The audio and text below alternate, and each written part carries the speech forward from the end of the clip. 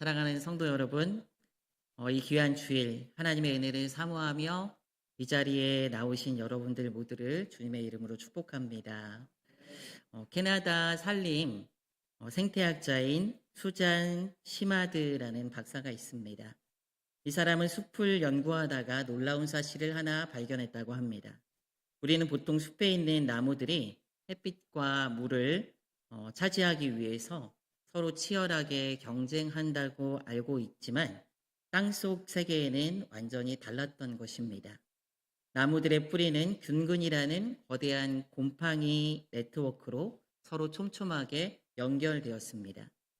숲에서는 가장 오래된 이른바 어머니 나무라는 것이 있는데 이 땅속 네트워크를 통해서 햇빛을 받지 못하는 어린 나무들에게 탄소와 영양분을 끊임없이 이 어머니 나무가 공급하여 주고 있었다고 합니다.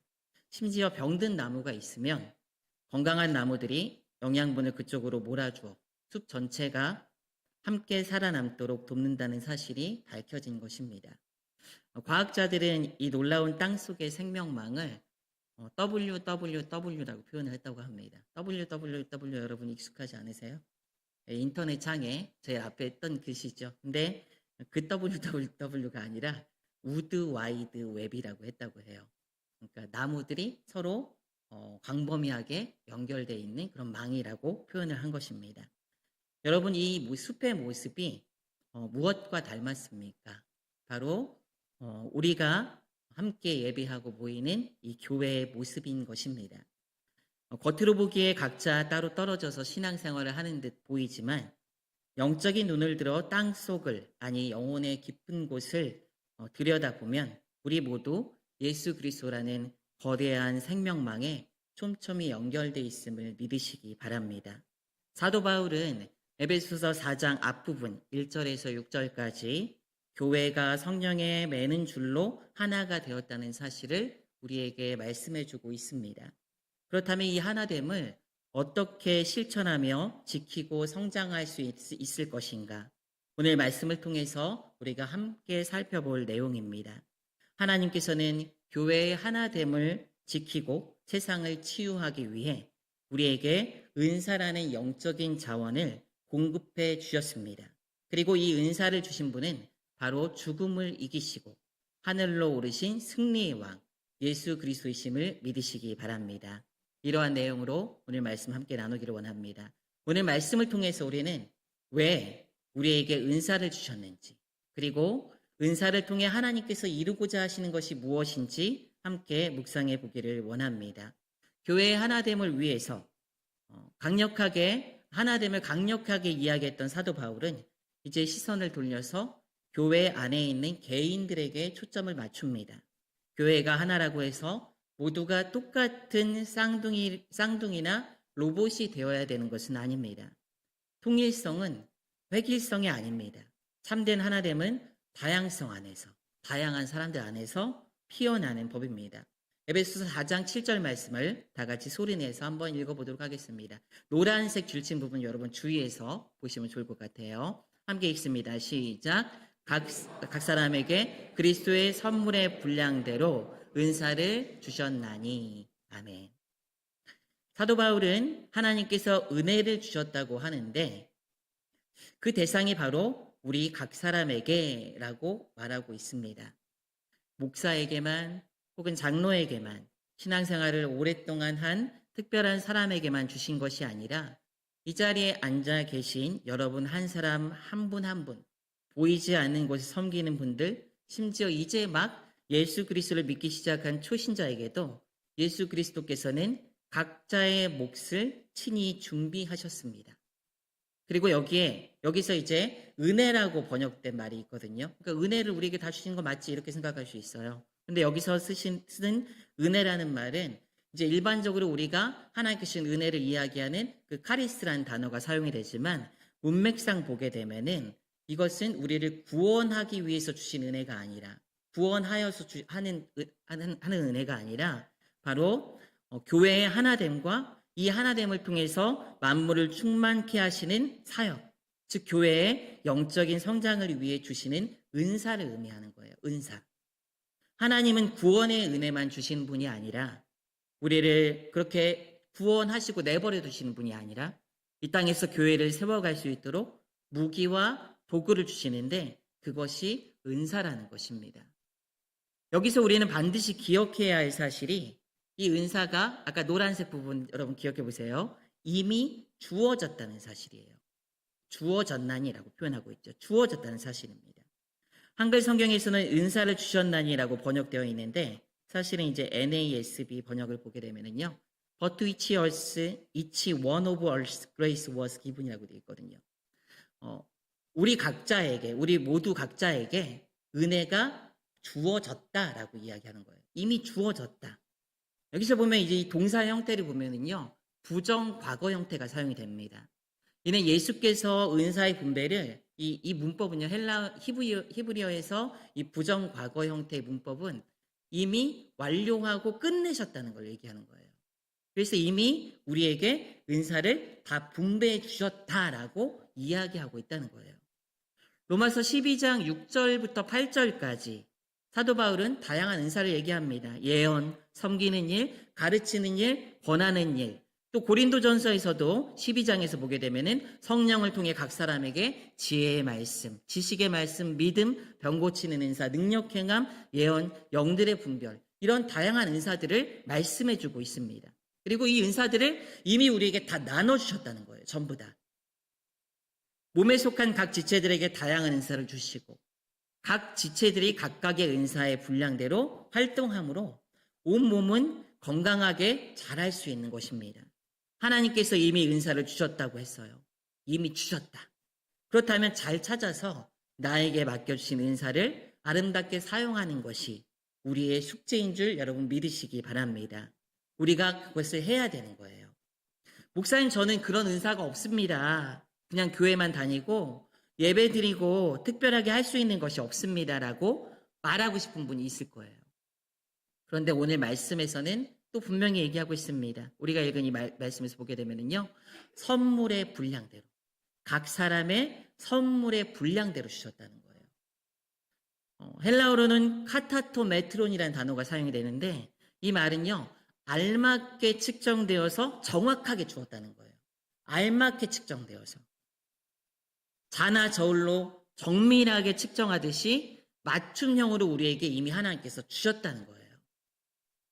주먹구구식으로 대충 던져주신 것이 아니라 예수님께서 우리의 성향과 기질 그리고 우리 교회가 처한 상황을 정확하게 측량하시고 가늠해 보시고 알맞게 디자인해서 우리에게 주신 각각의 은사가 있다고 성경에서는 말하고 있음을 믿으시기 바랍니다.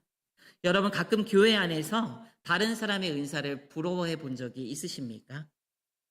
저 집사님은 찬양을 저렇게 천사처럼 하는데 내 목소리는 왜 이럴까?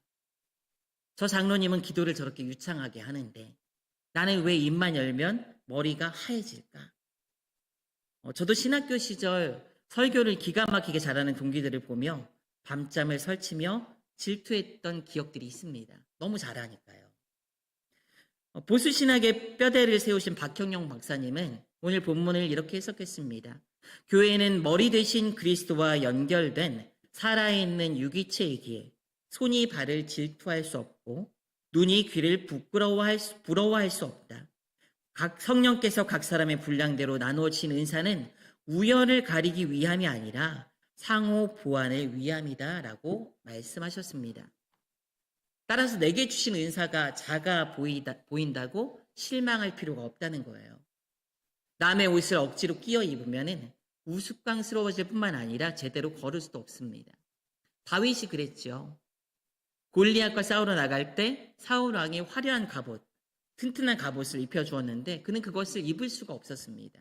도리어 그에게 가벼운 그는 평상복을 입고 나가서 골리앗을 무찔러서 싸워 이겼던 것이죠. 사랑하는 성도 여러분, 그리스도께서는 여러분에게 가장 완벽한 선물을 가장 정확한 분량대로 은사라는 이름으로 우리에게 주셨음을 여러분 믿으시기 바랍니다. 여러분이 주방에서 묵묵히 설거지 봉사하고 주일학교 아이들을 위해 눈물로 기도하고 예배당 문 앞에서 환한 미소로 성도들을 맞이하는 그 친절함, 그 모든 것들이 교회에서 그리스도께서 교회를 하나 되게 하고 성장시키기 위해 여러분들에게 특별히 정확하게 측량해서 주신 영광스러운 은사임을 믿으시기 바랍니다. 우리가 이 사실을 깨달을 때 교회 안에 모든 비교와 경쟁은 사라지게 됩니다. 오직 서로를 존중하고 세워주는 아름다운 하모니가 시작될 것임을 여러분 믿으시기 바랍니다. 우리는 우리에게 주신 은사를 무시하거나 반대로 다른 이들의 은사와 섬김을 무시해서는 절대 안 돼요. 하나님께서 나에게 알맞은 것으로 주셨음을 믿고 합당하게 교회를 섬기고 교회의 하나됨을 위해서 쓰임받을 수 있기를 원합니다. 혹시 나에게 이런 은사가 없다고 생각하는 분이 있다면 찾기 위해서 그래서 기도하고 또 기도하는 가운데 이 마음에 감동이 있고 그것이 자꾸 눈에 보이고 마음에 신경 쓰이고 하면 그 자리가 내 자리겠거니 하고 가서 섬기다 보면은 그러면은 발견하지 못한 은사들도 발견하고 찾을 수 있게 됨을 여러분 믿으시기 바랍니다. 그렇다면 여기서 우리는 한 가지 질문을 해볼 수 있어요. 우리에게 이토록 귀한 은사를 나눠주신 예수 그리스도는 도대체 어떤 자격으로 어떻게 이 선물을 우리에게 주실 수 있었던 것일까? 바울은 이 질문에 답하기 위해서 수백 년 전 구약의 한 장면으로 우리를 안내합니다. 사도 바울은 예수께서 우리에게 은사를 나눠주실 수 있는 근거를 설명하기 위해서 구약의 시편 말씀을 인용을 하는데요. 이 시편 말씀을 읽기 전에 먼저 이 인용한 부분이 어떤 부분인지 한번 읽어볼 필요가 있습니다. 에베소 4장 8절 9절 말씀을 한번 읽어보도록 하겠습니다. 시작. 그러므로 이르기를 그가 위로 올라가실 때 사로잡혔던 자들을 사로잡으시고 사람들에게 선물을 주셨다 하였도다. 올라가셨다 하였은즉 땅 아래 낮은 곳으로 내리셨던 것이 아니면 무엇이냐. 아멘. 이 구절을 처음 읽으면은 약간 무슨 말씀이지? 고개가 갸웃거릴 수 있어요. 도대체 올라간 것은 무엇이고 내려간 것은 무엇인가? 이는 사도 바울이 시편 68편 18편 말씀을 인용해서 예수 그리스도께서 이 땅에 성육신하시고 십자가에 달려 죽으신 다음에 다시 하늘로 승천하신 그 승리의 영광을 선포하는 승리라는 것을 사도 바울이 설명하고 있는 대목입니다. 시편 아까 말씀이라고 했잖아요. 68편 18절 말씀을 한번 읽어보도록 할게요. 한번 저기 나와 있네요. 우리 다 같이 한번 아랫부분이 이제 에베소서 말씀이거든요. 사도 바울이 인용한 그 부분을 한번 생각해 보면서 한번 읽어보도록 하겠습니다. 시작. 주께서 높은 곳으로 오르시며 사로잡은 자들을 취하시고 선물들을 사람들에게 받으시며 반역자들로부터도 받으시니 여호와 하나님이 그들과 함께 계시기 때문이로다. 아멘.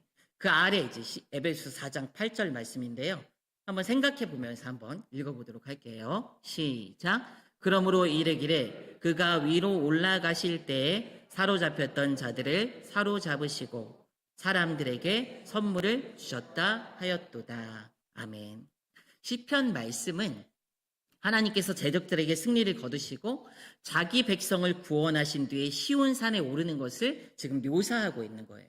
그러면서 하나님을 찬양하고 있는 것입니다. 이 구절을 사도 바울은 그리스도의 승리와 승천을 설명하는 데 지금 인용하고 있는 것입니다. 두 구절에서 비슷한 점은 무엇이냐면은 바로 시편은 악한 세력에 대한 하나님의 승리를 노려한 것이고 이를 인용한 에베소서도 이 구절을 그리스도의 부활과 승천을 통해서 악한 영을 이기시고 승리한 것을 사도 바울도 이 내용으로 지금 인용하고 있다는 거예요. 이를 통해서 알 수 있는 부분이 무엇이냐면 마치 전쟁에서 승리한 그 이미지를 우리에게 보여주고 있는 거예요. 근데 이를 알 수 있는 부분이 바로 에베소서에 있는 이 사로잡힌 자들을 사로잡으시고 이 부분에서 이 사용된 단어가 아이크말루시아라는 헬라 단어가 사용되는데 이 말은 전쟁 포로를 의미하는 것입니다. 그러니까 사도 바울은 시편도 그렇고 전쟁 포로들을 사로잡고 지금 승리의 그 개선문을 통과해서 지금 오는 그 모습을 지금 시편이 묘사하고 있고 그 묘사를 지금 에베소서로 가져와서 그리스도의 승리를 지금 선포하고 있는 것입니다. 그런데 다시 한번 그 말씀 띄워주시겠어요? 이 두 구절이 확연히 다른 부분이 있습니다. 노란색 부분 보시면요. 시편은 you라고 해가지고 당신이라고 표현해요. 하나님을. 근데 에베소서에서는 he라고 해가지고 하나님을 그로 3인칭으로 표현합니다. 그 이유는 무엇이냐면 시편은 하나님을 향한 찬양이기 때문에 하나님께 올려드리는 거고, 그다음에 에베소서는 다른 관점에서 지금 얘기하는 거예요. 근데 이것보다도 더 중요한 게 무엇이냐면요, 그 아래 표현입니다. 그 아래 표현. 그 아래 보게 되면은, 밑줄 친 부분을 보게 되면은 시편에서는 선물을 받으셨다라고 표현되어 있고, 그 다음에 에베소서에서는 선물을 주셨다라고 반대로 표현하고 있습니다. 사도 바울이 왜 이렇게 표현했을까요? 왜 이렇게 했을까요? 사도 바울이 몰라서 그랬을까요? 구약 말씀을 몰라서 이렇게 인용을 했을까요? 그러진 않을 것 같아요. 그렇죠? 그러진 않을 것 같아요. 칼빈은 이 부분을 이렇게 해석했습니다. 그리스도 안에서 거두신 하나님의 승리가 출애굽과 가나안 정복보다 훨씬 크다는 것을 강조하려고 했다. 정복자가 노략물을 취하는 것보다 노략물을 사람들에게 나눠주는 것이 승리의 확실함과 완전함을 더 분명하게 보여주기 때문이다라고 말했습니다. 고대 로마 시대나 성경의 배경이 되는 고대 근동 지방에서는 전쟁에서 승리한 왕이나 장군이 이제 고향으로 돌아올 때 엄청난 퍼레이드를 벌였다고 합니다. 이것을 로마 시대에는 개선식이라고 불렀고, 승리한 장군이 백마가 이끄는 그 전차를 타고 수도로 입성할 때 그 뒤로는 전쟁에서 사로잡은 적의 장수들과 포로들이 쇠사슬에 매여서 뒤따라갔습니다. 그리고 그 뒤로는 적국에서 빼앗은 어마어마한 금은 보화를 싣고 그 다음에 그 개선식을 화려하게 그 문을 통과하면서, 그 거리를 통과하면서 지나갔다고 해요. 그리고 승리한 왕은 그 빼앗은 전리품들을 백성들에게 아낌없이 마구 막 나눠줬어요. 마구 막. 은하가 하늘에서 비처럼 쏟아지고 백성들은 그 선물을 받으며 승리의 기쁨에 함께 기뻐하고 도취되는 시간이 바로 그 시간이었다고 합니다. 사도 바울은 지금 시편 68편의 하나님을 이 개선 장군에 빗대요 예수 그리스도에게 지금 적용하고 있는 것입니다. 9절을 보면은 땅 아래 낮은 곳으로 내리셨던 것이라는 말씀은 예수님께서 저 높고 높은 거룩한 하늘 보좌를 버리시고 이 땅의 가장 낮은 곳까지 임하시고 십자가를 지시고 내려오신 그 사건을 이야기하는 것이고, 그뿐만 아니라 가장 비참한 십자가의 죽음을 당하시고 무덤의 권세 아래까지 내려가셨잖아요. 루이스 벌코프는 이를 가리켜 그리스도의 낮아지심이라고 얘기했습니다. 그러나 주님은 그곳에 머물지 않으셨습니다. 사망 권세를 깨뜨리고 부활하셔서 가장 영광스러운 하늘로 승천하셨습니다. 이것이 바로 그리스도의 높아지심입니다. 이 그리스도의 낮아지심과 높아지심이 있기에 우리에게 구원의 은총과 또 승리의 기쁨이 함께 있음을 여러분 믿으시기 바랍니다. 예수님이 십자가와 부활을 통해 승리하셨을 때 사탄의 권세와 죽음의 세력, 즉 죄와 사망은 그리스도의 전차 뒤에 끌려가는 비참한 포로 신세가 되었습니다.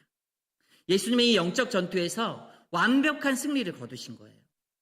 하늘 보좌에 오르셨습니다. 그리고 개선 장군이 백성에게 전리품을 나눠주듯이 승리하신 만왕의 왕 예수 그리스도께서 그분의 피값으로 죽어 사신 백성들, 우리들에게, 교회에게 무한한 하늘의 보화, 성령의 은사를 아낌없이 나눠주고 계시는 것입니다. 그러므로 성도 여러분, 우리가 받은 은사는 결코 가벼운 것이 아닙니다. 동네 슈퍼마켓에서 쉽게 돈 주고 살 수 있는 싸구려 물건이 아니라는 거예요. 이 은사는 하나님의 아들이 하늘의 영광을 버리고 이 땅에 내려오셔서 무덤과 음부의 권세까지 내려가셔서 피 흘리기까지 싸우신 십자가 전투의 결과물인 거예요. 사망의 권세를 박살내고 빼앗아 오신 찬란한 승리의 전리품을 여러분 믿으시기 바랍니다. 우리가 이 사실을 마음 깊이 깨닫는다면 어떻게 나에게 주신 은사를 가볍게 여길 수 있겠습니까? 어떻게 나의 달란트를 땅에 묻어주고 게으름을 피울 수 있겠습니까? 피 묻은 승리의 선물을 받은 우리는 주님을 향한 뜨거운 감사와 감격으로 우리의 은사를 꺼내요.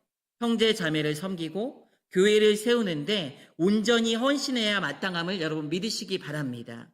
우리가 성가대에서 찬양을 부를 때, 우리가 구역 식구들을 돌아보며 위로의 말을 건넬 때, 우리가 교회의 굳은 일을 도맡아 섬길 때, 우리는 단지 종교적인 의무를 다하고 있는 것이 아닙니다.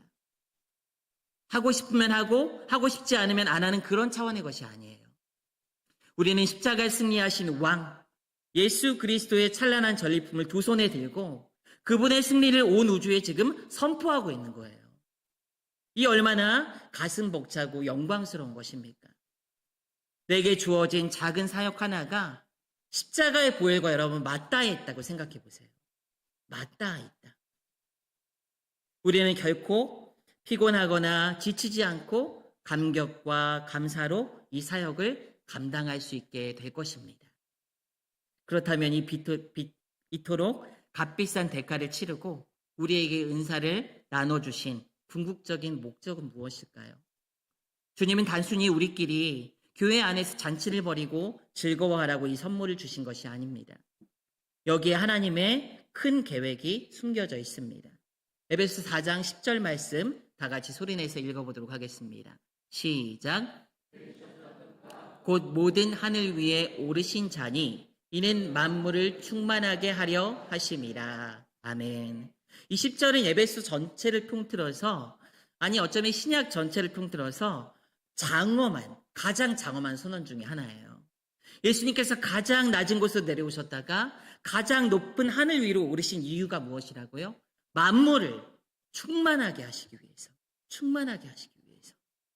여기에 충만하게 하다라는 이 헬라어 말은요, 플레로라는 헬라어가 사용이 됩니다. 빈 잔에 물을 채워넣는 그 이미지를 표현한 건데, 그런데 이 단어는 이것보다 훨씬 더 풍성한 의미를 담고 있습니다. 부족하고 결핍된 것을 채워서 온전하게 하는 것. 온전하게 하는 것. 어그러지고 잘못된 것을 본래 정상적인 상태로 바로잡는 것. 목적한 바를 최종적으로 완성한다는 의미를 이 단어는 가지고 있는 거예요. 여러분 이 세상을 한번 둘러보십시오. 여러분 주위를 둘러보세요. 세상은 겉보기에는 화려하고 발전하는 것 같지만 사실 텅 비어 있어요.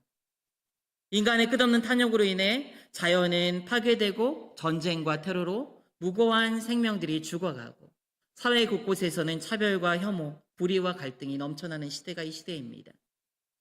빈부의 격차와 불의, 그리고 사람들의 마음속 깊이 자리 잡은 지독한 우울감과 외로움이 이 시대에 가득해요. 가정의 파탄과 관계의 단절, 죄로 인한 타락한 이 우주는 마치 밑빠진 독처럼, 아니 산산조각 나버린 독처럼 비참하게 금이 가고 깨어져 있습니다. 만물이 허무한데 굴복하고 신음하고 있다는 거예요. 그런데 하나님께서는 이 깨지고 텅 빈 우주를 다시 회복시키시고 생명과 은혜로 꽉 채워 바로잡는 이 위대한 작업을 바로 예수 그리스도에게 위임하셨습니다. 그리스도께서는 이제 하늘 보좌에서 온 우주를 통치하시며 이 깨어진 만물을 치유하고 회복시키는 사역을 진행하고 계시는 거예요. 그렇다면 가장 중요한 질문이 남죠. 하늘에 계신 그리스도께서 이 땅의 만물을 충만하게 하시는 그 위대한 사역을 어떤 방식으로 수행하시냐? 하나님께서 마술지팡이를 여러분 휘두르시나요? 이렇게? 천사들을 동원하시나요? 아닙니다. 존 스토트 목사님은 이 본문을 강의하면서 그리스도께서 만물을 충만하게 하시는 그 우주적인 사역의 도구는 바로 교회이며 더 구체적으로는 성도들에게 주신 다양한 은사들이다라고 말했습니다. 하나님께서는 그리스도에게 우주를 회복한 권세를 위임하셨고 그리스도께서는 그 위대한 사역을 바로 우리 교회된 우리에게 다시 위임하셨습니다. 우리가 앞에서 살펴보았듯이 예수께서 승리하신 후 우리에게 나눠주신 그 은사들이 바로 세상을 충만하게 하는 도구임을 여러분 믿으시기 바랍니다. 우리가 직장에서 정직하게 일하며 그리스도의 양심을 지킬 때 그 타락한 직장의 일각이 그리스도의 충만함으로 채워질 줄 믿습니다. 여러분이 가정에서 남편과 아내를 사랑하고 자녀를 말씀으로 양육할 때 상처 입고 깨진 가정이라는 영역에 그리스도가 치유하신 역사가 있게 될 줄 믿습니다. 우리 교회가 지역사회에 가난하고 소외된 이웃을 향해 사랑의 손길을 내밀고 영혼을 구원하여 제자로 세우는 일에 헌신할 때 이 어둡고 텅 빈 세상 속에 세상의 빛이 생명의 빛이 꽉 채워지는 것임을 여러분 믿으시기 바랍니다.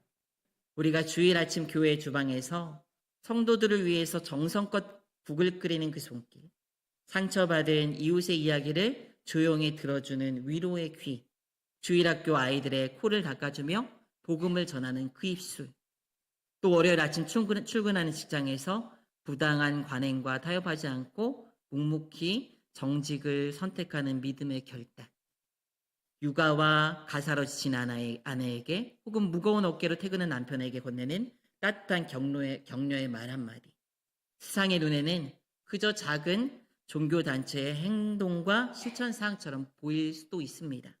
그러나 영적인 눈을 떠서 여러분 보시길 바랍니다. 여러분이 은사를 사용해 서로를 사랑하며 섬길 때 그것은 금이 가고 깨어진 이 우주의 틈새를 그리스도의 금빛 은혜로 채워넣는 작업임을 여러분 믿으시기 바랍니다. 온 우주적인 회복이 그런 여러분들의 삶의 실천을 통해서, 말씀의 순종을 통해서, 은사의 사용을 통해서 나타나고 있음을 믿으시기 바랍니다. 그리스도께서는 우리의 자꾸 보잘것 없어 보이는 헌신과 은사를 재료 삼아 우주를 고치시고 새롭게 하시는 위대한 계획을 지금 이 순간에도 완성해 가심을 믿으시기 바랍니다. 우리에게 주어진 은사와 섬김, 그 헌신들이 얼마나 멋지고 귀한 것인지 우리는 알아야 합니다. 남과 비교할 필요가 없습니다. 나에게 주어진 자리, 내가 할 수 있고 내가 기쁘게 감당할 은사는 주님께서 우리에게 가장 정확하게 정밀하게 선별해서 주신 나에게 꼭 맞는 옷과 같은 것임을 여러분 믿으시기 바랍니다. 그 섬김으로 교회를, 세상을 향한 하나님의 위대한 계획에 아름답게 쓰임받는 우리 모두가 되기를 주님의 이름으로 축원드립니다. 말씀을 맺겠습니다. 2차 세계대전 당시 독일의 무자비한 폭격으로 영국의 코번트리 지역이 잿더미가 됐습니다. 특히 그 도시의 자랑이었던 수백 년 된 아름다운 코번트리 대성당이 지붕채 날아가고 벽과 뼈대만 남은 채 처참하게 파괴되었습니다. 전쟁이 끝난 후에 시민들은 무너진 성당의 잔해를 치우며 눈물을 흘렸습니다.